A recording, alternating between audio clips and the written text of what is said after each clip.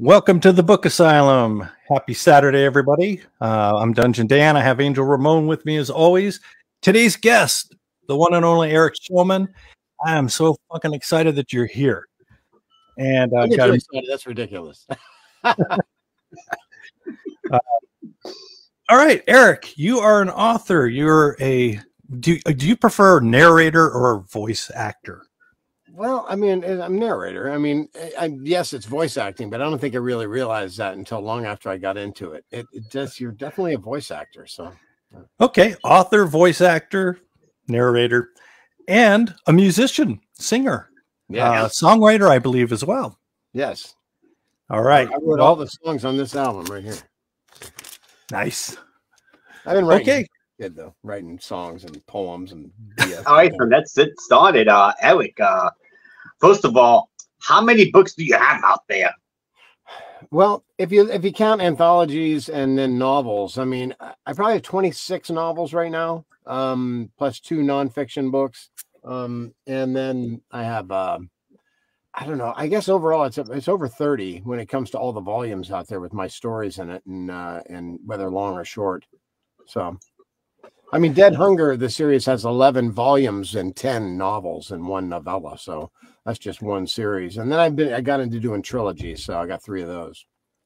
I like I've read a couple of your trilogies already, and I do like those quite a bit. But the zombie one is my next one for you.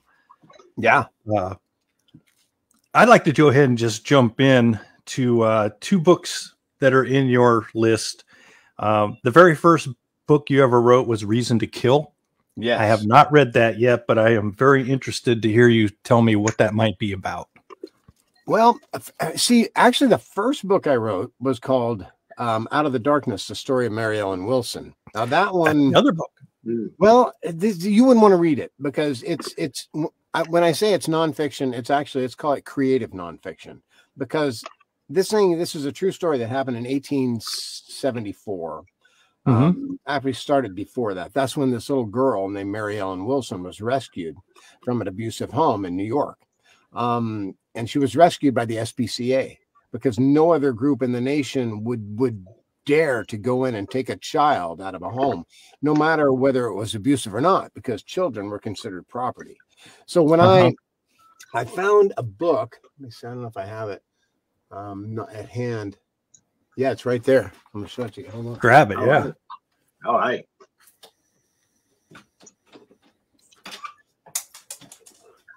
Okay. This is what really started me on my writing journey, because I used to write short stories and stuff, and I really started that because my brother Gary came home and he'd written some short stories and stuff. So he's introducing them to the family, and we're reading them. I go, that's good. And I go, man, you know what? I used to write poems and stuff. I like to write stories. So I started writing stories, right? And I was just writing story after story after story. And some of them were crap. They're crap, because you're just getting started. You don't know how to write. And you think you're telling a story with some kind of emotion and stuff, and everybody's flat. All the characters are just, not much to them. There's no 3-dimensional, right? But so I when I was in Canada, there was a place called the World's Biggest Bookstore. And this book I found this book in there. And I go, all right, I'm going to buy this book, because maybe out of all these, 500 strange but true stories, I'll find one that I can build on and write a cool fiction novel about. So my goal was to jump into this book, find a weird little story. Like there's a story about an orangutan that operates a switching station for a railroad. And this that sounds fun. The guy that actually had the job had an orangutan, and he would let the orangutan handle the switching of the tracks. So I thought, well, that might be interesting, but on page 28, there was this story, and it showed these, it's called Little Mary Ellen, you see.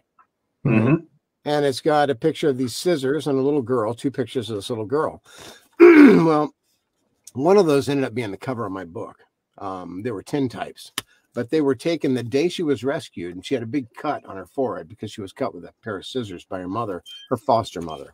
But anyway, the bottom line is people tried for months and months and months to rescue this little girl. The neighbors could hear her getting beat, and no one could do anything. So finally, this woman, Margaret Bingham, went to see Henry Berg, who was the founder of the SPCA. And now the SPCA was founded in 1860, 1860s, late 1860s. But the Royal Society for Cruelty to Animals in Europe had been formed like 75 years before that. So they had animal protection laws in the UK and stuff. Berg went over there for a trip, and when he came back, he decided to form his own SPCA in the United States because he saw a passion. He was in Russia, and he saw this guy, this Russian with his horse, going down the road. And the Russian stopped because his horse wouldn't go, and he just started beating the horse mercilessly. Well, Berg was working for President Lincoln as an emissary to the Tsar of Russia at the time. So he was appointed by Lincoln. So when he was there, he was wearing his finery, you know, his gold braids and stuff. And when he went up to the peasant who was beating his horse and said, "Stop beating that horse right now," the guy looked at him in his fine uniform and went, "Yes, sir." And he stopped immediately. And Berg liked that a lot. He goes, "Right. I finally found a use for these gold braids." He was so excited about it. Next thing you know, Lincoln is shot. And so it was right after 1865. So when Lincoln was shot, he couldn't get a new appointment. So he ended up just coming home to New York. And that's where he started forming the SPCA. And when he did that, people started hearing about it. He would shut down these overloaded, horse carts carrying just dozens and dozens of people and one little horse, struggling along to pull it. So he'd shut them down, make everybody walk home in the snow. So he wasn't a very popular guy, but he did capture the hearts of a lot of people who loved animals. So the bottom line is, when she went to Henry Berg and said, "Will you rescue this child?" he said, "I'll try." And he did. He was able to get her out within 24 hours. And that was the beginning of the child protection movement in America. So that's why I ended up writing that book, a nonfiction book, as opposed to a novel, which I wanted to actually write. So I was sidetracked from the very beginning. So that's Out of the Darkness, the story of Mary Ellen Wilson. Wow. I saw that. Number one today, 20 years ago, I released that book. It's still number one in social work. Really? Yeah. Wow. If you look under my name and find that book, you'll see it's either number one or number two. It jogs back and forth, but it's been, look at that. 20 years ago, and it's still number one. Oh, that's great. Yeah, I beat Danielle Steele all the time. She has some book, a gift or something. I don't know. I just like to see myself ahead of people I should, know. That cover that got my attention when I was researching all the books that you've done. But I didn't know that was your first one. I thought Reason to Kill was your first. That was my first novel. I wrote this book in 92, and then I shelved it, and I never did anything with it. I didn't know what to do with it. So I wrote it and I put it on the shelf, and I didn't do anything with it. And then I wrote The Witches of Laguna Beach, which was initially called A Faceless Evil, which was then called Generation Evil. And neither of those titles seemed to work to sell it. So I ended up calling it The Witches of Laguna Beach, and it still doesn't sell. Although when people buy it, because it's got a really cool cover, when I'm at events, that's like my number one seller. It's like the ones the women buy it, because it's got this girl falling off a cliff in Laguna Beach, and it's a really cool cover. And so when people see that cover, they buy the book. But it's a good story, and usually, people don't expect the ending. But this is one that, when my Out of the Darkness was optioned for a movie over a decade ago by these two girls who actually paid out and bought me out on the option, so they own the rights to the book. But they read this. The minute she turned the last page, she called me and goes, "Eric, I just read A Reason to Kill." She goes, this would make such a great movie, and she goes, "It'd be so easy to make. She'd just be nothing, just because I could just put the book right up on the screen. There's no special effects, really. It's just a serial killer that kidnaps a woman and drives her across the country." And it's just, it's one of those. But Frank Swanson is the serial killer who, when he's a young boy, he ends up, he sees his sister being sexually abused by his mother's boyfriend, because his dad died. So when he sees this, and it's also happening to him, it's actually true. My sister, this is kind of partially what she went through. My late sister, she was the subject of that abuse. But in the book, I changed it to where the guy was abusing the boy as well, but he couldn't stand up for himself. But when he saw it happening to his sister, then he decided to take action. So he ends up killing the guy. And when he kills the guy, he sneaks into the guy's room and just beats him with a baseball bat while he's trying to molest his sister. So he kills the guy. And then from that point on, he has what he calls the centipedes. Like they crawl over his body. He just gets this feeling like he's just immersed in this fantastic feeling of taking out this asshole, right? Right. So that's what gets him started. And from that point forward, everybody he kills is somebody he deems deserves to die.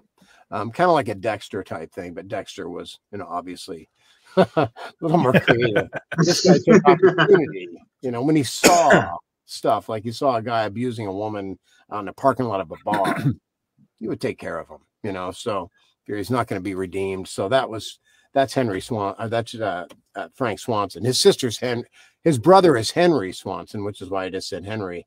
And his brother's an alcoholic and kind of weak. So ultimately ends up killing somebody Henry loves as well. So he's literally the hero that nobody wants. Yeah. And when I was writing this book, I was in something called the South Orange County Critique Society, SOX, right? Is what they were called. And that was in California. And my fellow authors are reading my book chapter by chapter, and they're going, "There's no protagonist in this book." And I go, "No, it's an anti-hero. You tend to like everybody for a little while, but they eventually disappoint you." Yeah. So I understand there may be nobody you want to follow in this book, but you still can't stop reading it because it's it's compelling. That's what I say. Yeah. I think the problem is they might not like anti-heroes. That's what it is. And a lot of people just can't get into anti-heroes. Yeah. Like, I kind of like the anti-hero. You don't want to root for this guy, but it's like, fuck, he's taking care of business. You might as well root for him because he's the lesser of two evils. Yeah. Yeah, and you end up, look, it's just like Dexter and like those others. You end up rooting for those guys and Weeds, right? You're watching Weeds. You want the mom to keep selling the pot, and you want right. You wanted to beat the cartel leader who's trying to take her out. So I don't know what happened between the old Dragnet days when you're always hoping those guys will catch the bad guys. The good guys always win. Away. What happened? All right. That's all right. It is what it is. But, well, my first introduction to your writings was this series here with the camera. Move my finger. Yeah. I loved the two detectives in here. Jack Hunter and Wayne Olson. Yeah, they played off each other perfectly. Each one had a strength that they could pull into this. But even the way you wrote the bad guys in here, I don't want to spoil it, but the zombies, the Revenant, whatever you want to call them. Yeah. Even the way they handle it. Reanimates, that's a good one. Yeah. That was one of the other things I liked about this. It could be called a zombie book, but it's not really what we think of as a zombie book. Because they're walking, talking, thinking zombies, and in some cases they've been pieced back together from dismemberment. Yeah, Officer Sims is a good example of that. Yes, Officer Sims. Yeah, when some people first meet Sims, he's in pieces in a morgue drawer. Anybody who's not read the camera, you have got to do it. I actually got it on Audible first because you came out with the package deal, all three. Mm-hmm. Yeah. And then I wound up winning this book from you in a contest, and I'm like, God, this is perfect for my shelf. Of course, that led me into the other series I loved, which was Dead Hunger. Yeah. That's the one with the alligator on top. Yeah, that is the one that got me writing again after a dozen years. I quit writing. You did? Yeah, I wrote Out of the Darkness. Then I wrote A Reason to Kill. Then I started Generation Evil, the one about the witches. But Generation Evil has reincarnating witches. So for every character, there's 3 characters because you have the past life and then the future life. So it got really confusing. And after I got about halfway into it or 3/4, I just quit. I was so confused. I quit. And then I didn't write again for a dozen years. And I got back to, and then I moved to Florida in that time frame. And then somebody asked us to do a nonfiction version of Out of the Darkness. In other words, a collection of all of the documents and everything that we collected, newspaper articles, court transcripts, everything for the Mary Ellen trial for her foster mother and all that, Mary Connolly. So we had all that material from writing the other book. So we put it together, and a professional publishing house took it and put it out academic, charging like $35 for the book, right? It didn't sell. Years later, I got it back. But that's the only writing I did in that dozen years from the time I finished Reason to Kill, and half of which is Laguna Beach, which is what it is now. But what happened is I was online and I started seeing the zombie groups on Facebook, right? And somebody came to me with a zombie book that they said was fantastic. I won't tell you who it is. They said it was just a great zombie book. So I said, all right, I'm not into zombie books. I really wasn't into zombie movies or anything, you know. I mean, I like zombies and I like monsters, and not the next guy because I like horror, but I just never really got into zombie flicks. So anyway, so I get this. I read the book and I go, that book kind of sucked. I said, I can write a better zombie book than that. So I did. I wrote Dead Hunger. And I'm not saying it was better than that, because it obviously never did as well. I'm not saying obviously because you don't know who the author is. It did not do as well as this guy is done. But the bottom line is that series took off after the third book. I wrote Dead Hunger, then I wrote Dead Hunger. Now, the way I wrote Dead Hunger, as you know, is I wrote it in first person. So it's Flex Sheridan telling the story. And so on the audio book, he starts out and he's telling, this is Flex Sheridan, you know, and this is Jim. And he starts telling the story, but he tells it from his beginning, where it all started for him. And then, you know, step by step as he moves along. When I get to the second book, right now, he meets people along the way. He meets Jemina Cardoza, who is his ex-girlfriend. Somehow she ended up coming to see him at his sister's house, where he found his sister had turned into a freaking raven zombie. So he meets Jem there. And when we start Jem, the second book in the series, it's Jem's story. So it's Dead Hunger 2, the Jem Cardoza Chronicle or whatever. So we go back now to her beginning in Miami when she's with her grandparents. And it all begins for her. And then she makes her way north, and that's where she runs into Flex. And from that point, from the time she connects with Flex again, that's where we take the whole story forward again. And the story begins to progress beyond. But you learn things about Jem. And the cool part about writing first person is that you get to know these characters really fast. I tell people, I can make you love a character in one sentence. And all you have to do is have that character do something that most people would do or feel if something happened, like something horrible or something, you know, or just something charitable or whatever they might do. So I somehow was able to make you really love Flex and then love Jem. And then when they met Hemp in that jail cell, right? Then when we get to volume 3, it's Hemp's story. We go all the way back to Hemp's beginning when all this started. So all the books begin at the same time when the outbreak happened. And then we take them forward to the point where they all met together, and then the story moves forward again. So it's a trippy approach. I'm almost sorry I got away from it, because by the time we got into book 6, I think that was the first, or book 4 maybe. I forget which one. But there was one where I broke that pattern and I didn't do the first person. I went to third person, which I found a little more difficult. First person is hard because you don't know anything that's not happening around you. Yes. Right. Correct. Right.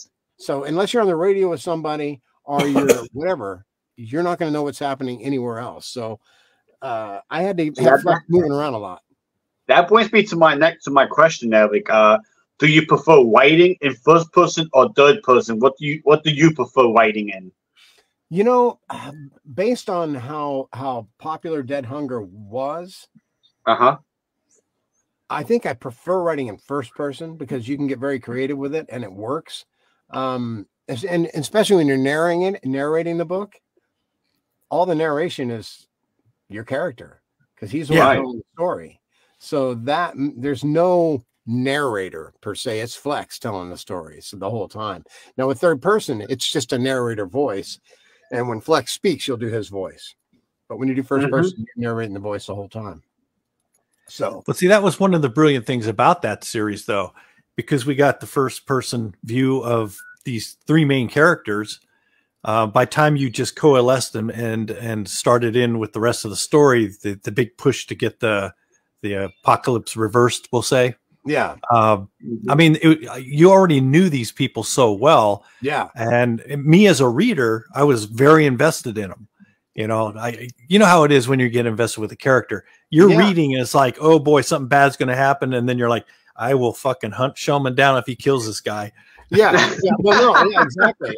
I'm telling you, I love that because you did get to know everybody so well, which is why I think that the series got so popular, because they were like your friends. By the time you were done, it was like your group, right, of your survivors. And yeah, and I can say this for. Go ahead. Well, I was going to say, even when you get to Nelson, because Nelson Moore was one of my favorite characters, because I had a buddy named Nelson Moore when I was young, and he was a stoner like a son of a bitch, and he had long blonde hair, and he was the guy in this book. He even sounded that way when I did the narration. Really? That was his voice. It's all, hey, bro, what's going on, dude? You know, but he did some weird stuff. The real Nelson used to hang out with this guy named Butch, and they would they'd go burgle houses, and they do all sorts of steal pills out of these people's houses. This is back in the 70s. And I would never, ever, ever join them on any of that because it was stupid. And I had a brain, and I knew where to draw the line on what to do without going to jail. So consequently, I was never sent to juvenile hall even or jail. So I was pretty smart. But Nelson was a hell of a character, and I love the memory of him probably more than him. So I created this character who just loves his weed, you know, because Nelson was a good character, but he started his own story, and it was fairly late in the thing, but I took him right back to New York, where he was living, I think, in a tree, right? And that's when his stuff all starts. He was living in Central Park in a tree. So anyway, everybody knows a guy like this. Just admit it.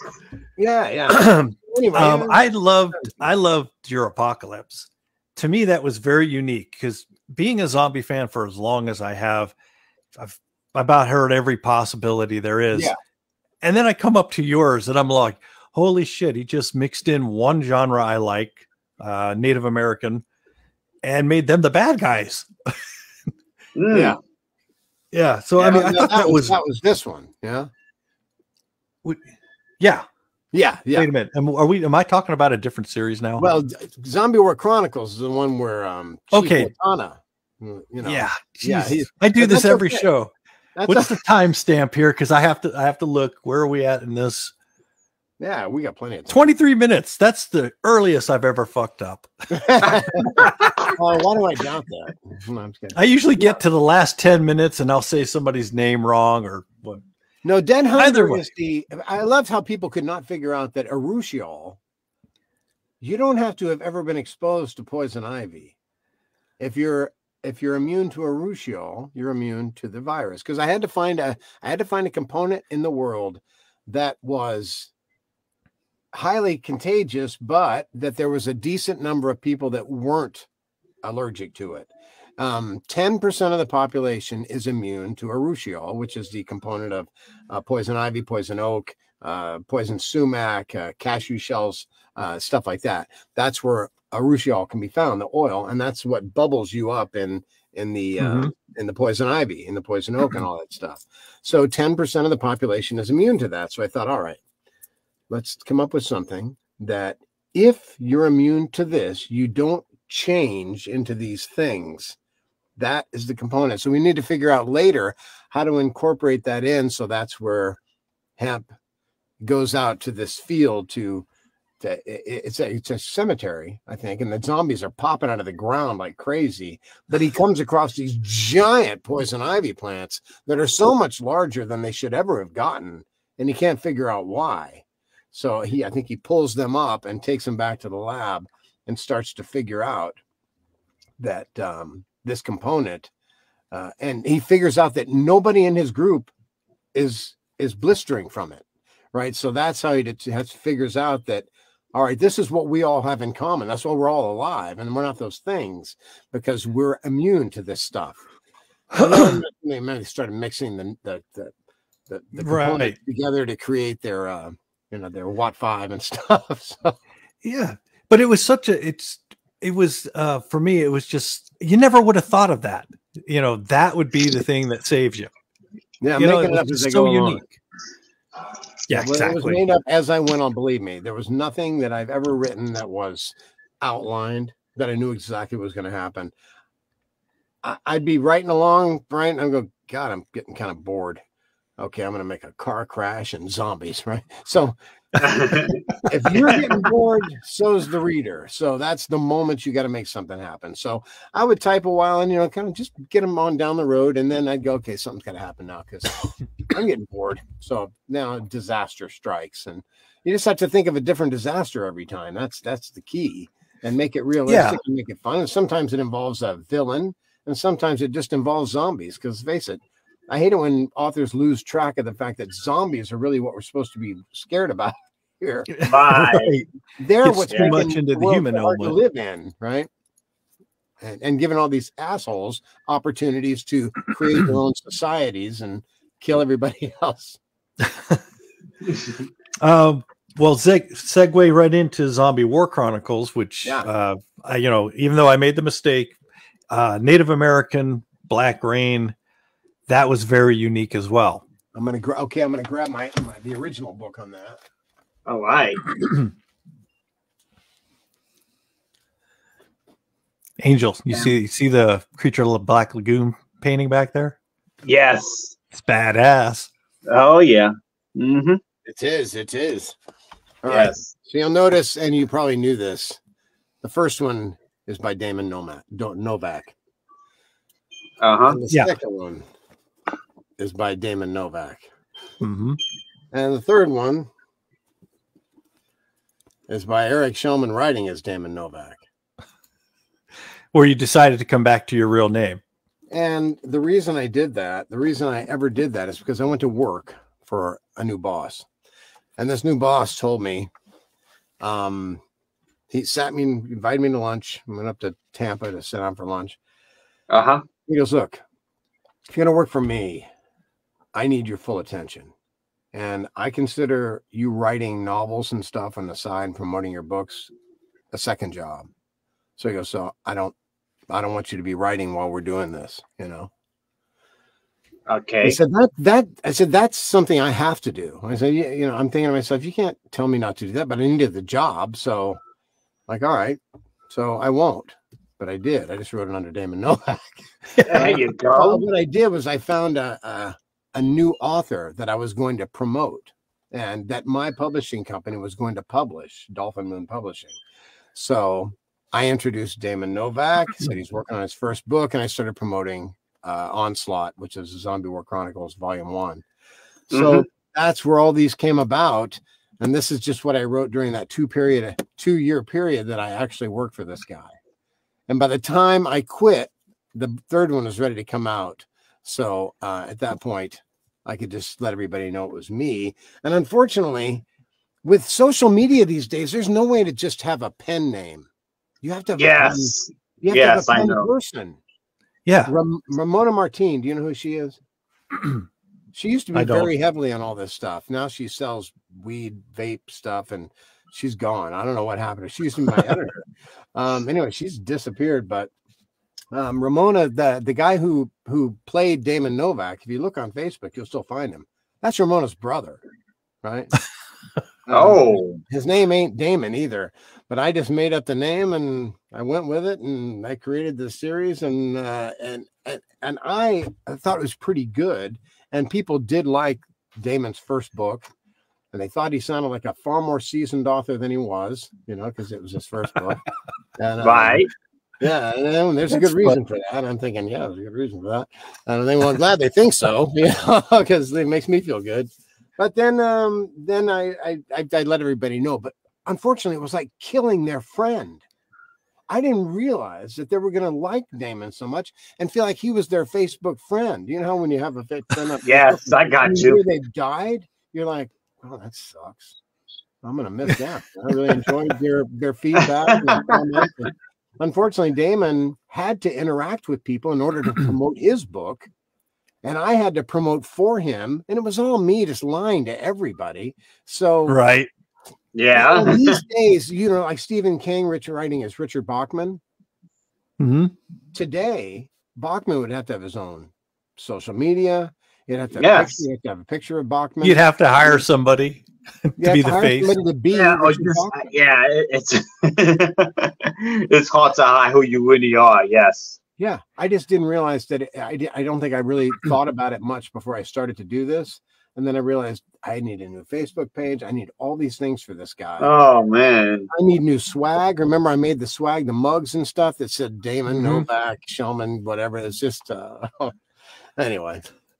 I don't know if it was a failed venture or not. I do know that the books I got out of it, which is now again this fat monster.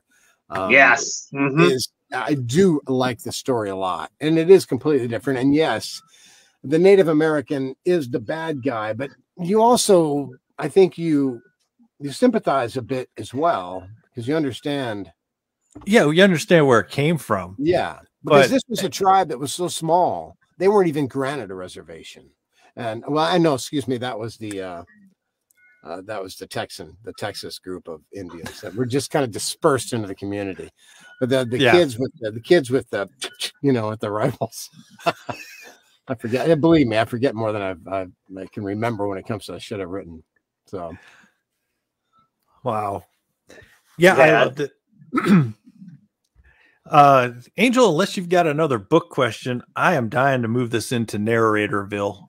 Actually, I do have a before the show we were talking about creature horror, and Eric, you were talking about your creature horror series. So let's get a little more information about that because I'm pretty big on creature horror. So okay, well, this book, Time Killer, right? That tree is the time portal.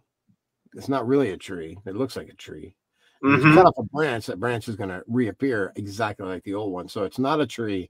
This prisoner does not know that. He escapes from prison. He jumps into this tree to try to hide, but he ends up transporting based on the number of his prisoner. His prisoner number actually translates to a date. So he ends up transporting to that date. But because he didn't have a location on his shirt, he ends up in the same place years and years earlier where there's no prison. There's nothing. The cars on the street are clearly not from today. So he ends up in a different time. A guy chasing him ends up following him into this place. Because if you get into the portal a certain time within the time this last person transported, you will go too. So he ended up going after him. So ultimately, by book 2, they transport into the future. Right. And these things rule the world at that point. But there are people hiding underground. They end up bringing back to him to 2024. So Time Killer is it's kind of it goes all over the place. First of all, they got to find this killer, right? They got to find the serial killer that they're chasing. But then in the process, they end up all these other places and uncovering other scary things. This frog is integral or integral. I used to say integral, but now people are saying integral all the time. But anyway, that is a poison dart frog. They really exist. Oh, nice. They are highly poisonous if they're raised in the wild in like the Amazon. It's really their poison comes from the things they eat, like the mosquitoes and other things that they eat gives them that poison. It's on there. Yep. Like one frog can kill 5 men.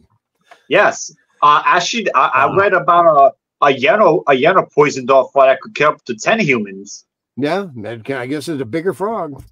Yep. The golden poison dart frog. Yeah, I looked it up. Yeah, because I'm writing a series based on frogs myself. So doing a lot of research for it too. Yeah. Well, that's a fun part too. When you're researching this stuff, you learn so much. You don't know how much I learned about urushiol oil and stuff like that. I mean, just I didn't know what the component was in poison ivy that gave you the blisters and all that stuff, and I didn't know all the different places you could find it. So it's a pretty interesting thing. But so now, so that's what this is. This is the third book I'm working on it. There's no burp. But anyway, thank you, Stella. But anyway, so I'm like 100 pages into the third book on this. Just kind of like I am with Emma's Rose. If anybody knows Emma's Rose, it's called Emma's Rose, The Cave. That was kind of a failed series I started. I think I named it wrong. You name it Emma's Rose, people think you wrote a romance novel. Right. So, yeah. So I couldn't really sell it. Unfortunately, the story I thought was pretty good. Another zombie flick, but different with an insect type vibe. Like these zombies have these like things growing out of their noses, right? Because as the people changed, they would start to get antenna out of their noses because they were blind, and that was how they felt. Because their infection came from a cave in Romania that was sealed up for 5 million years. And when it was unsealed, there were 26 forms of life in the cave that were never, ever found on any other place on Earth. But they were living in a toxic environment with very low oxygen. And it was a photosynthesis, not photo, is I forget what it is. Anyway, they were living in a toxic environment. So now you get these, this guy steals a plant out of the cave and he brings the plant home, and it's a kind of a beautiful type flower.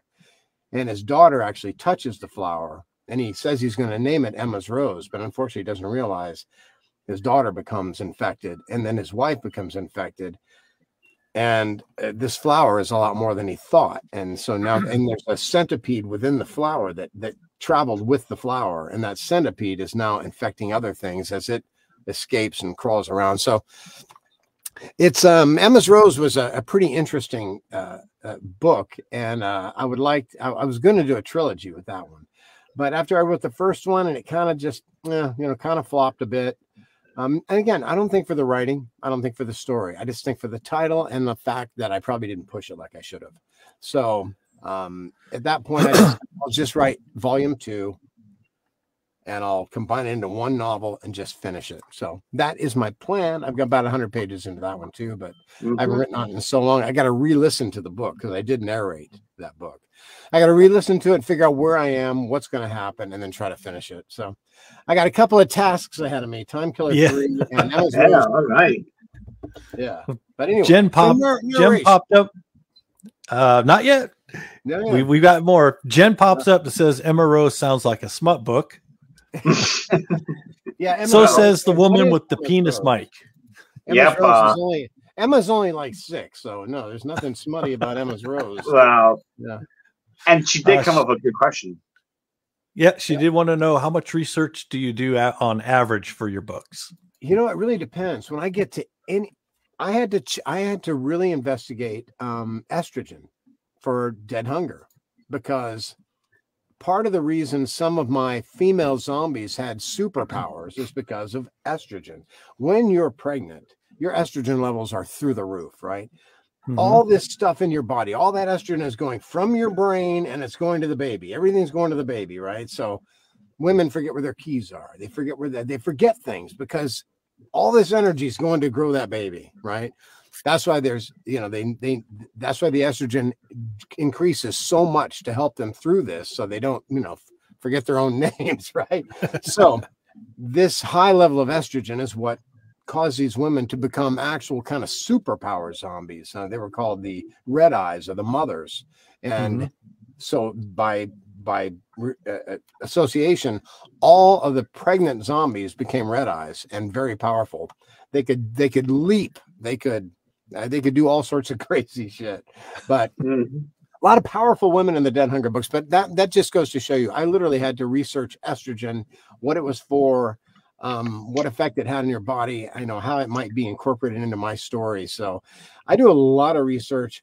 When you read something that sounds technical in my books, as long as it's not related to something that isn't possible, then you can guarantee if you start looking it up, you'll find that it's actually factual. So I do a lot of research, and I'll spend probably a full day just trying to investigate something that takes me maybe 5 pages to complete. But it's just, I want it to feel real and feel smart. So, that's a big part of it. You needed more. Nobody's going to believe it unless you can sell it. Right. And in order to do that, you really just have to make sure that what you're writing about is, I mean, I could probably find in every single book something. Okay. In Time Killer 2, actually, no, Time Killer 3 that I haven't finished. You know the old story about going back to kill Hitler? Yep. Right? Uh-huh. Nobody's ever really done it in a book, I don't think. Maybe they have. I'm sure they've done it 1,000 times, really, when you think about it. But it's so cliche. But at the same time, if you're thinking about doing that, what do you have to do? You have to figure out, okay, when do we kill him? Do we go and get his mom when she's having Hitler? Do we get her just when that baby came out and go grab the baby? Now, my character, I'm gonna reveal something because it's actually kind of cool. My character decides I am going to do that. First of all, I had to find out where Hitler's parents lived when Hitler was born and where he was born. And that building still exists today. It was turned into a police station, right? So I had to figure all this. It's in Austria, I think. So anyway, I had to research all this stuff. So Jennifer, right? Yeah. Anyway, so that just goes to show you, I had to really, really dig in to find out all this information. It's not easy. It's not like it's all in one place. It's like you got to go 10 different places or 20 different places to find everything you want to know. So then I had to find out, okay, why did they turn into a police station?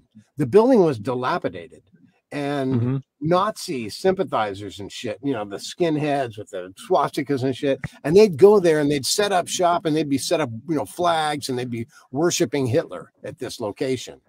So finally, the Austrian government said, "This, forget it, done. Let's do something with this building to get rid of these lowlifes that keep coming here." So anyway, so I figure out, you know, at what period of time can I go and investigate the building? I want to go look at it, get the layout, because if I'm going to time travel back there and grab Hitler, I need to know which room was he born in. So when he visits the location in, you know, during the time when the lowlifes are hanging out there, he can tell where Hitler was born because that room is the focus of all these guys, right? There's flags, there's swastikas, everything, and there's, you know, little shrines and stuff set up in there. So now he knows the room Hitler was born in, right? So now he can plan to jump there. He knows exactly when Hitler was born. He can go through, you know, history and find out that stuff. He knows the date, knows the approximate time, and he needs to jump into the birthing room. It's only going to have women back then, right? Right. The Hitler family wasn't anything special at that point. So that's part of the story. But again, you imagine the research I had to do just to figure out the building, the location, where it was, when it was, and how he's going to do it. But he takes Hitler, takes him back through time, and just gives him away to another family in 2024. He's going to watch this. He's going to watch this little punk grow up, maybe jump forward in time, and make sure he doesn't run for office. And if he does, maybe he'll kill him at that point, because he can't have it. He doesn't know if it's in Hitler. Now, Hitler, when he was 11, his brother, I think Eugene was the name. No, that sounds Jewish. I think it was Eugene. Anyway, his brother dies of a disease, and Hitler was never the same. Hitler actually went sour at that point. He became morose. He wouldn't talk to his teachers, his students. He acting up in school. So that's when Hitler changed from a bright, shiny little boy into this dark persona. Right. And so that may have changed Hitler his whole life. So when they take the baby Hitler to 2024, if he doesn't go through something horrible, is he going to remain a nice, sunny child and grow up to be a healthy human? Or is he still going to ultimately be Hitler? So, you know, again, these are all the things you have to research. So that's just an idea of the stuff I jump into when I write. Well, that's a heavy thought too. Yeah, right. Got me. The baby doesn't be wrong yet. He may be Adolf Hitler. He's not going to be named that. And you know, I also thought when I was writing that, God, the Hitler name was just ruined forever, right? I mean, right? John Hitler. What? Right? You're never going to meet anybody named Hitler. They must have had to change that whole family. Think about all the Hitlers out there, but think of all the names that got ruined that are still around today, like Mud. You know. Yep. Yeah, Bundy. Just tons of Bobbit. Yeah, exactly. Oh yeah, Bobbit for sure. You can't. I can't meet anyone named Bobbit without thinking, oh. Okay. Let's talk about narration.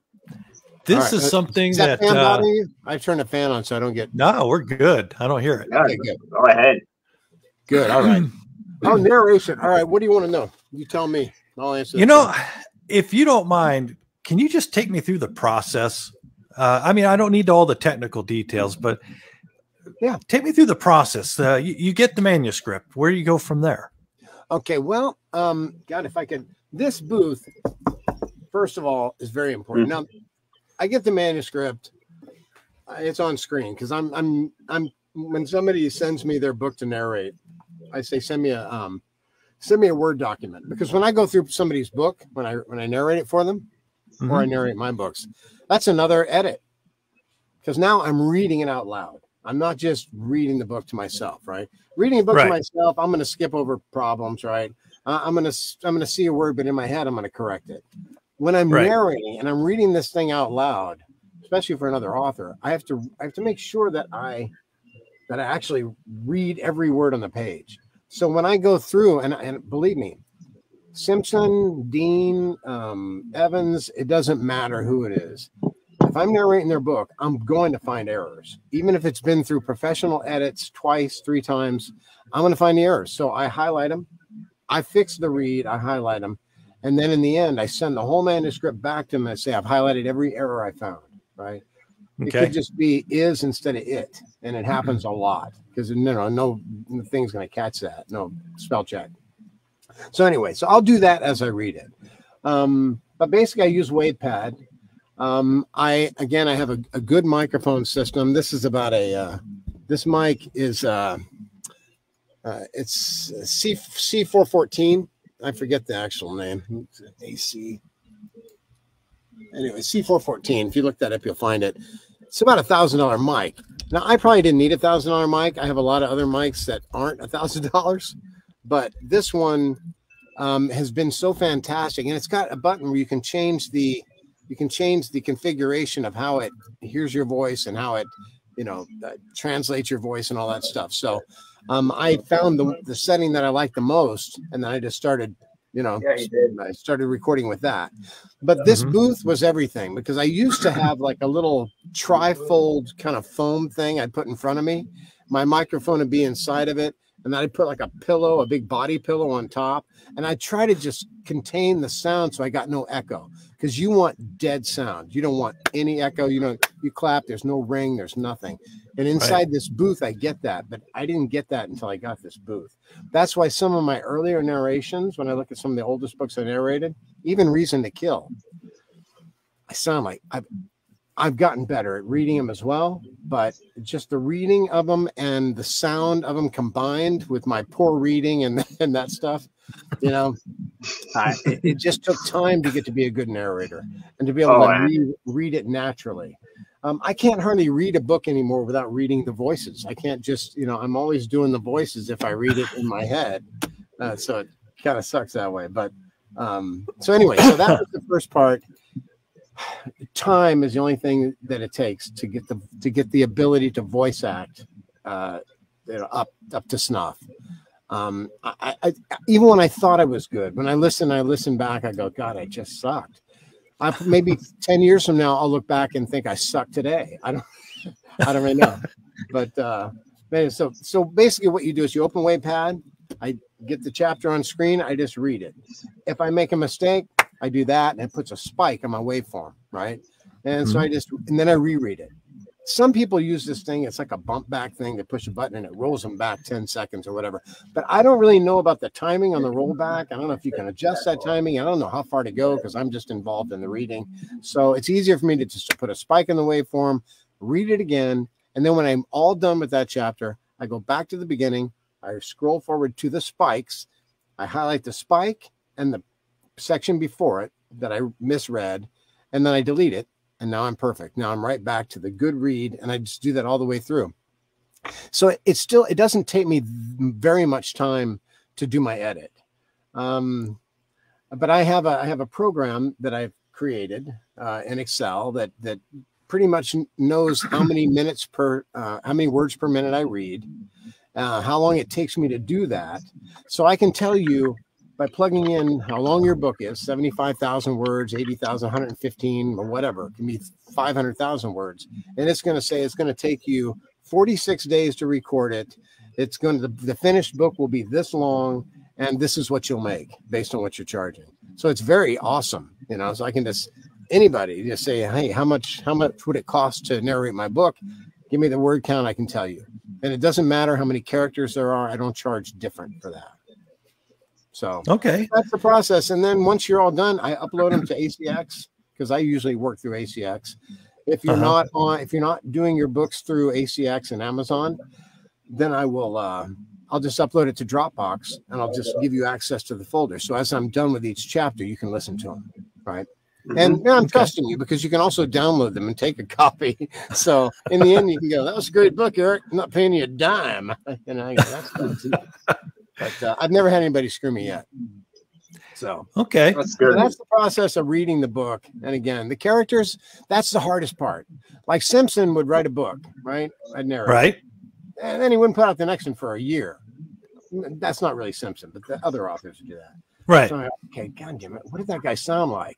So I will sometimes create one file and I'll just have a Word document that says, okay, Sam is on, you know, chapter 2, 2 minutes and 30 seconds. So I can go to chapter 2, open it up and listen. There's Sam's voice.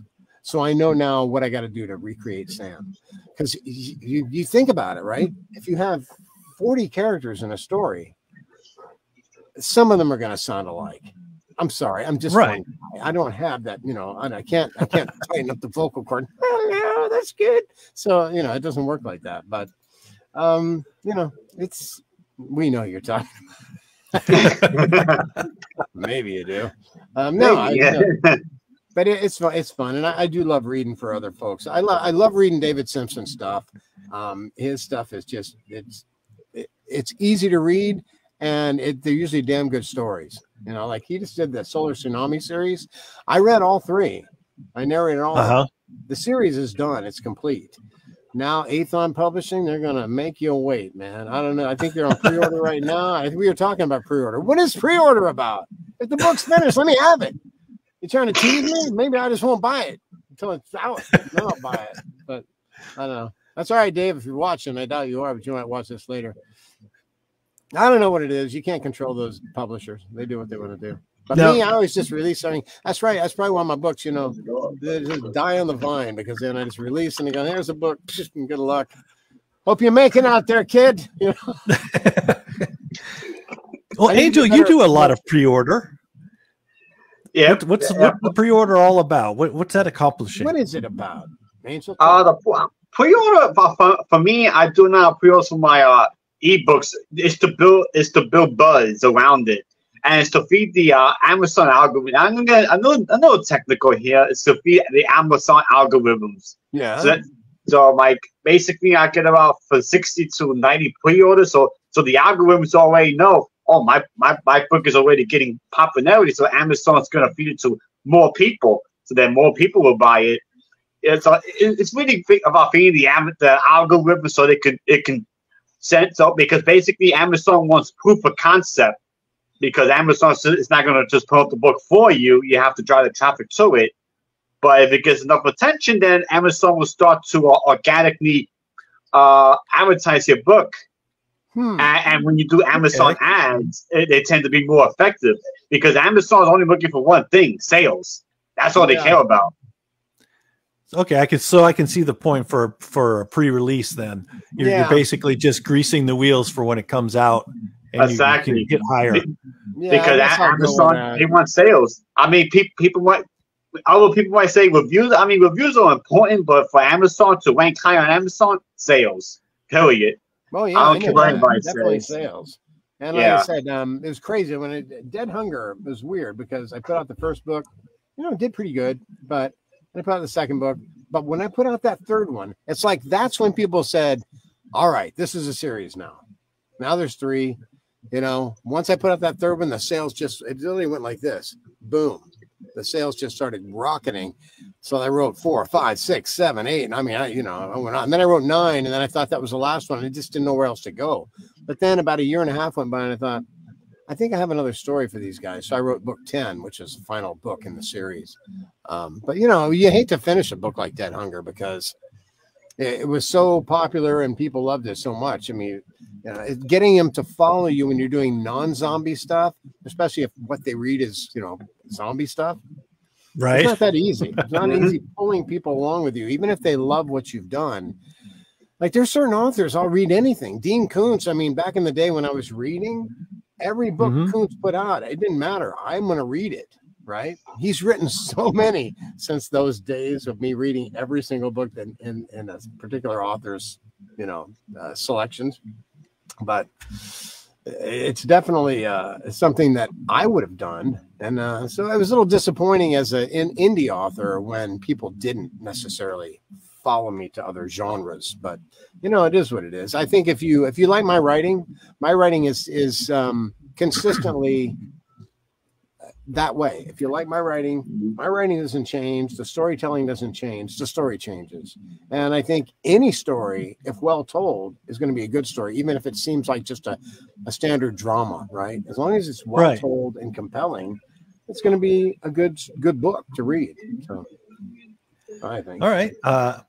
Alan Cheeseman piped in. He's asking about your availability. I'm usually available. I record very quickly. So basically what I do is this. Yeah, me too. But if you are, if your book has 30 chapters, I tend to read a chapter a day. So that'd be about 30 days of reading. And I read in the weekends too. So I only read a chapter a day. Now, if it's a 7-page chapter, I'm going to read 2, right? So some people write very consistent length chapters. Other people, a 45-page chapter, and then a 7-page chapter, and then a 15-page chapter. So some I do not know. Huh? 45-page chapter. Wow. Well, okay, that's a little much, but 20, definitely 20. Yeah. But it takes me a hell of a lot longer to read 20 pages. Now, I write mine about 8 to 10 pages. Those are my chapter length. So that's kind of what I like because I can read that. You know, it takes me about 2 hours to read that, record it, edit it, and save it and upload. Done. So I'll do that every day. I'll do a chapter a day. So yeah, my availability is just check with me. Just hit me up on Facebook or wherever and message me and say, hey, I got a book. It's this length.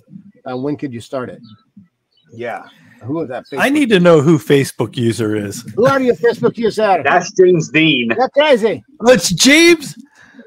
Nice. Yep. Hi, James. Hi, this is Jem Cardozo. Yeah, Jem. Yeah, the voices for the women all tend to sound the same. They're either going to be kind of mousy like this, or they're going to be like this. They're going to be kind of, you know, deep voice, sultry. Yeah, like Jem is very sexy, you know.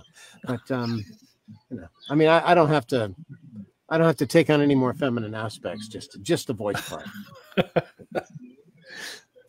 Do you wind up? Have you narrated any books where you had to get a hold of the author, going, "Dude, I just don't quite know what the hell you're doing here, or what you're trying to get across"? Dude, the Necrophiles. Necrophiles. The Necrophiles was in. I was hired to do this book by a publishing company. Now, the first book was by George R.R. Martin. Okay, the first story in the book, but the Necrophiles it's called extreme horror. It's mainly disgusting, really disgusting horror. There's one called A Bed, and it's about a woman who keeps her former daughter-in-law captive. Her son is now a zombie, and she brings her son in to have sex with her daughter with the hopes of having a baby. Now, this zombie can get an erection somehow. So she brings him in, and she makes her former daughter-in-law have sex with her dead ex-husband, and with the hopes of generating a baby. And she's got her cat. And it's a horrible story. But I was told before I started narrating this book was already, we had our former narrator just walk away from this book in the middle. He quit because it was too disgusting. Damn. So, and I said, well, I'm not going to do that because I hadn't narrated that many books and I wanted to do it. Plus it was George R.R. Martin and so many others. You look at, I mean, it's, Chaz, what's his name? You look through the list. I'd like to find it. Maybe I'll try to find that real quick. I'll tell you who all these different authors that blow your mind. You can still see me when I do this, right? Because I'm not very Oh yeah, Mhm. we can still see you.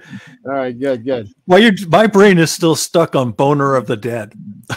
Dude, I'm telling you, that was crazy. Okay, this is called Necrophiles. Oh, God. 2 decades of extreme horror. Okay. The authors in this book. Okay, George R. Martin, Joe R. Lansdale, Elizabeth Massey, Edward Lee, Ray Garton, Gerald Horner, Charlie Jacob, Brian Hodge, John Everson, Mahita Bell Wilson. That was a horrible story, I thought. It's called Blind in the House of the Headsman. Let's see, Graham Masterson, Bentley Little, James Wright, Nancy Kilpatrick, just a lot of well-known horror authors. So I thought this is going to be very cool. So I couldn't wait to narrate it. And I'll tell you, I was going, really? I mean, just gross, horrible, gratuitous sex and violence and stuff. So that was the hardest book I ever narrated. I don't know if that was your question. You know, it worked. Yeah, that was it. But if you believe, people tend to like it. I mean, you either hate me reading it or you love me reading it. But you know, I think it's about 50. There's no gray area. No, there's not much of a gray area. Yeah.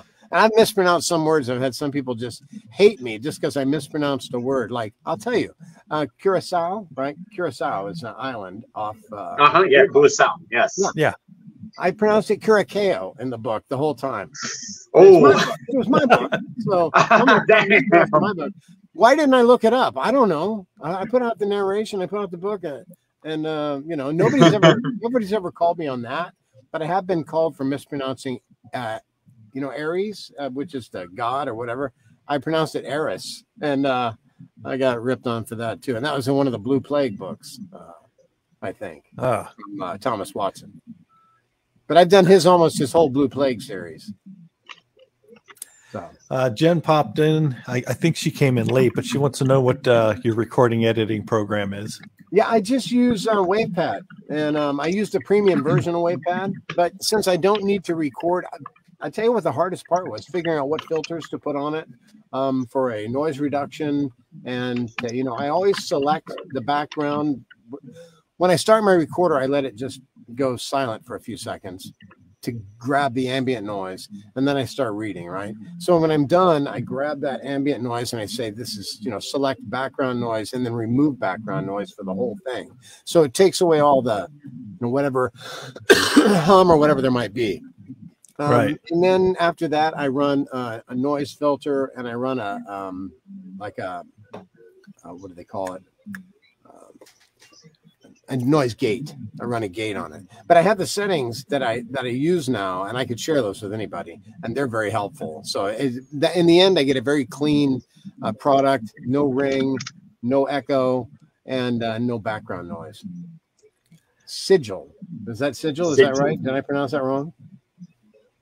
Or is it? You were brave enough to say it. I was all like, I'm just not going to even try. Yeah, I'm on. You know, I'm not going to. Hey, okay. Now she needs to spell it for me phonetically. What would I be? Sigil? How would I say that? Sigil. Sigil. Back to Hitler over there. No, but anyway, if you missed the Hitler part, there was no Hitler talk except for a scenario in the book, one of the books. But one of the reasons I love your narration so much is it's just very natural. For me, the narrator can kill a good story. That's one of the downsides of listening to an audiobook. And I'm sure you've heard people do this, and I'm kind of wondering what your take on it is. But have you noticed that there are a lot of narrators that kind of do the William Shatner cadence? Yeah, and I've been told that I did that on a couple of things. I'm like, no, I didn't. No, I've never heard that from you.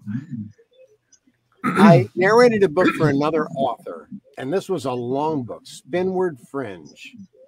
That's what it was called, Spinward Fringe. And I got the very first book. And if he'd have liked me, and he did, until his readers, who had been reading his books for years because he has a whole series, In their voice, in their heads, they had their own voices for all these characters. So when he hired me to narrate it, so many of them just couldn't stand it because it wasn't what they had in their heads, right? Right. Now, they didn't. I don't think I got a fair chance because when I was going through this, recording it, he was digging it. He go, "Oh, that's great, great, great." Then he let his and he ultimately didn't publish it with me reading it. He hired another narrator, so he paid me because he had to. But in the end, he went with somebody else to narrate the series, and I'm like, that sucks. I mean, I worked hard on that. I was proud of it. And, you know, whatever. But, you know, one guy said I had a cadence like William Shatner. Well, if I did, it wasn't intentional. And maybe it was one character out of all the characters. And there were a lot, including aliens. So, yeah. But, you know. Yeah, I can't stand that particular cadence myself. No. I have read my one narration was choppy. I mean, I don't read choppy. When I'm reading, I read, you know, I read as though I'd want to hear it that way, you know. And again, you hear the way I speak now. This is how I narrate. I mean, I read the story, and where the voices are appropriate, they are. And again, if it's, you know, if I'm narrating something that happened in the swamp, I'm going to talk like this, you know, and I might tell you Lily and, you know, my sister Lily and Daryl and these guys, you know, they're all part of it, but that's how I'm going to talk. So this is what you're going to get. And if it's a first person book, it's going to be that way all the way through. I had some person say he was too nonchalant in his narration. Well, what's that even mean? Yeah, nonchalant. I don't know what that means. My God. I can't. You like what you like. I get it. You know, I mean, I can't be critical. The fans are the fans. And if they're not, they're not. They're not going to read it. One guy quit reading 35 chapters in because my characters rescued these people that tried to kill them earlier. Remember the guy with the gator on the chain? And, yeah. Yeah. Oh, God, that guy was a crack up. Talk about an asshole, and the woman he was with was worse. Yeah, she was worse. They were in the boat behind him, and they ended up pulling him aboard. I was like, why the fuck are you saving this guy? I know, but it was because he was probably under pressure from somebody else on there to save him. So it's like, I forget why he did, but he did. But, you know, it turned out, I'm glad they saved him because he turned out to be, a stand-up redneck. Yeah, exactly. You know, he was influenced strongly by the hot chick he was with. Exactly. You know, I know, funny. Man. I am a man. You know, we do stupid shit sometimes, and you know, if we get that second chance, we might actually make up for it. So, here's Dean's next pop in. That's James. Yep. Yep. Organic. Yeah, I can't. It's funny if I go back and I read any of Simpsons, I hear your voice the whole time. Well, me too. Of course you do. Gunny sounds like this. You know, Gunny's got kind of this there's a little hole up in the upper roof of his mouth. So when he talks like this, you know, and I can't tell you honestly, James Dean, that I remember your character's name or what he sounds like. Is it Dan? I think his name's Dan. It's been so long. Can we get book 3 going? I swear I'll narrate it for you for free. You hear that, James? Now you have somebody else telling you get book 3 done. Yeah. I mean, James. I don't think I really said that. Oh, time to get it done, bro. James, come on now. All right, Eric, I'm going to have you come back because I still have a million questions. But I know we're over time. Well past the hour. Wow. We're over 8 minutes, but I don't care. I've got to talk about the music. All right, let's do that. I originally knew you as in the group Mood Zombies. Mm-hmm. You changed the name. Now you're in the Calusa River Band, which I think is an even better name. So let's talk about the music. Tell us about it. All right. Well, I was in a band in the 80s, you know, 78, 77, 78 called Roxas, right? ROXIS. And I was in that band with Robert Johnston, who's one of my Facebook friends now. Okay. The guy, he was, what the hell was his band? Oh, I forget what his band was. But anyway, he had another band since. He's been in a, he was in several bands, and he was the kind of guy later on, long after I was out of Roxas, because I got kicked out because I was more into the chicks. So I would miss rehearsal to go out with some chick, because I was just 17, 18, of course. I was into chicks. So anyway, I got booted out of that band. Then I wasn't in another band until in my 50s, right? Now, right? I was 18, 17 back then. I got booted out of the band, but I loved karaoke because at least it kept me singing, right? So during all that time in between the bands, I just sing karaoke. So if you look at my YouTube channel, I've got 500 songs just sang to karaoke music, but recorded with nice equipment. So the sound is pretty good. I'm performing the songs pretty well, but it's not live, but it did keep my chops up. So my buddy Byron, who I met 22 years ago or whatever here in Florida, he was a musician. So occasionally he'd have a Halloween party and he'd say, "Hey, Eric, man, you want to come over and you sing for our party? We're gonna throw together a band and play at the party." I said, "Yeah, that'd be fun." So we'd rehearse for a while. We'd do like a pop-up band called Freak Show or whatever. And then we'd play for the Halloween party and then disband again. Well, that went on for years. And then finally we started just me, Dave, and Byron. Dave's a drummer and Byron's a guitarist, and I'm just a singer. So we'd get in there, and also Steve was a bass player. We just stand around in the kitchen of Byron's house and just jam, once a week. And then eventually Steve moved to California, and it's just the three of us again, and nothing's really going on. But then finally something happens, and we decided to bring somebody else in, and then finally we formed a band. We didn't really have a name, so when we got a guy named Mark in the band, we just kind of worked and came up with Mood Zombies, which wasn't my pick, but he did it because he'd read Dead Hunger and a lot of my zombie stuff. So that got zombies in his head, right? So his wife came up with Mood Zombies. So we just said, you know what? We're so sick of trying to come up with a band name. Let's go for it. So Mood Zombies became the name. We ended up writing this album during the pandemic. So all these songs, these are all original tunes. I wrote the lyrics to every song. Miss Those Days was about California, growing up in California in the 1970s. Byron came to me kind of sad one day, and we wrote Righteous Man based on some tough times he was going through. Forgotten Sunrise is about opioid addiction. That was a cousin or nephew of Mark's that had a bad go. He died of it.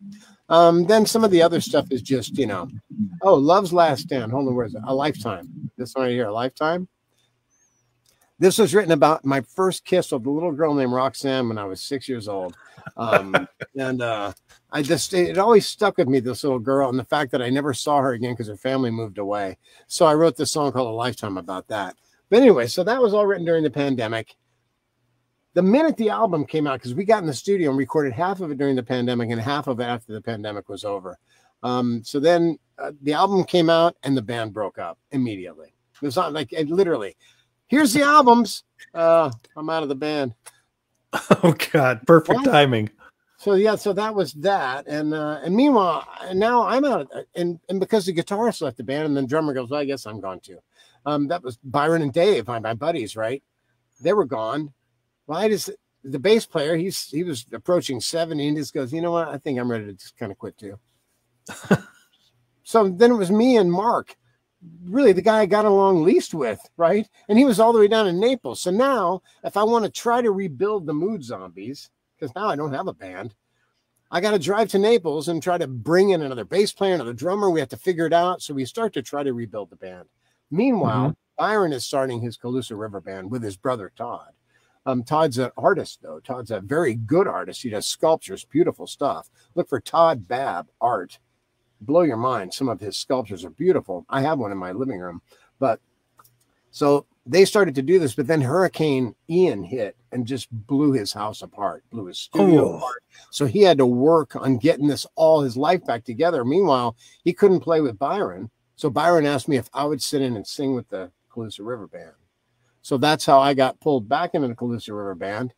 And then shortly after, Todd just never could really come back. He had to focus on his art and stuff. So that's basically what happened. And the Calusa River Band became a permanent thing with me and Dave and Byron. And then we brought in Greg on bass. So Greg, our 70-plus-year-old bass player, is still with us. And he's great. He's a Hall of Fame. Good for him. He's in the Nebraska Music Hall of Fame. So Is he? Yeah, he played with a band called Bozak Morrissey for like 17 years. He traveled all over Nebraska. So he got in that Hall of Fame there. So he's a great bass player. So anyway, I'm lead singer. I picked up harmonica about 6 months ago because I wanted something else to do. And I learned it pretty quick. So now I'm on a lot of songs playing harmonica, which is nice. I never thought I could learn a new instrument because I'd kind of given up. And the harmonica I took to, and I find it pretty easy. That's awesome. You look like you're in prison with that shirt on, and you're just in. I know. This is our Costa Rican prisoner. Oh boy! Yeah, well, I've watched some of the video clips that you've posted up with the Calusa River Band. You guys look like you're having just the best time ever. We are. Check out Turn the Page. Look up the Calusa River Band. That's CALOOSA. Look up Turn the Page on YouTube. Okay, and that's a really good. A lot of people come out. They're like, I thought Bob Seger was out here. I mean, it was a really cool moment. And the band's going, hey, Eric, that was pretty average. Yeah, but yeah, it was one of our best performances of our acoustic version of Turn the Page by Bob Seger. But check that out and follow Calusa River Band. Follow me too, if you wouldn't mind. Did you give some links on that? Or are you going to do that after? Yeah, I'm going to put those links up on underneath once this is showing up as a video. Okay, cool. Putting it on the banner was just too hectic looking. Yeah, but I got a lot of damn characters in there. I couldn't give you I've got a bug flying around here. Can you see him? No, you just look crazy. That's all. You just look crazy, but not the first time. Yeah, but anyway, I know the pain. Follow and like the Calusa River Band. They're on Instagram and Facebook. So follow them, find us, and if you're ever in town, come and see us because we'd love to have you there. I might even buy you a beer on our band tab. Ooh, yeah, that'd be awesome. It's not a giant tab, like I am buy you one. So when I was looking you up, you seem to be. Do you play a lot of places, or just the two that I've noticed, which is the Coastal Days Brewery and Edison Fort Myers? We play the first Saturday of every month. We play down at First Round Draft in Cape Coral. Okay. So we're at we play out in the parking lot from 2 to 6. So it's a big 4-hour show. Then we play Edison Restaurant usually the second and fourth Fridays of the month. We used to play every Friday, but we kept clashing with Music Walk in downtown Fort Myers, which is the third Friday of the month. That draws thousands of people down there. There's like 8 bands on different streets, and they're all playing for free. And we used to do that too, but now we get paid, so we're happy to get paid. But it does cut into business at the Edison, so we decided not to go up against Music Walk. So we're now the second, and we don't play the first Friday of the month because there's DJ Big John is the DJ who plays there on the first Friday. So we keep John in his spot there, and we take the second and fourth Fridays. But then Coastal Days is just whenever they decide to bring us in as a duo. And then Byron and I will sometimes play the duo, just Calusa River Band duo, just me and him, me on a harmonica and vocals, and him singing vocals and guitar. And we'll just do that on Wednesdays sometime at the Edison, and also Coastal Days. So, all right, I love it, really do. It's like the best part. I've been flying drones lately too. I've been digging the drones too. So I saw that. I saw you posted it. When you first got it. Yeah, I bought 2 other drones since then. Like an addiction. But I'm taking a little lightweight drone to Scotland with me in about 13 days. We're going to Scotland for 2 weeks. Oh, nice. Oh, that's going to be awesome then. Enjoy. We're going to Edinburgh, and then we're going to Glasgow, and then we're going up to Inverness. So we're going to cruise to Loch Ness and see Urquhart Castle and stuff, and maybe the Isle of Skye up there in Inverness. So it's going to be cool. Really that's going to be an outstanding vacation. It's like 40 to 50 degrees, and the 50 is the high, so it's going to be butt cold. It's going to be a little cool, man. Make sure you be so worth it, though. Yeah, a sweater. I'm packing more than a sweater, buddy. I'm packing a puppet. I know the pain. Yeah. I'm sure. Oh boy. Yeah. Okay, Mr. 82. It's 82 here too. Well, as much as I hate to say it, we're going to have to close down the show. Right. I'd like to reach out to you again, have you come back at a later date. There's so much more we can cover. Yeah, For sure. You're extremely busy. I will put links down in the comments once this show's over. Awesome. For your Facebook, Audible, Amazon, Pornhub, whatever else I can find you on. Yeah, anywhere. Yeah, find me OnlyFans. there more than you want to see. OnlyFans.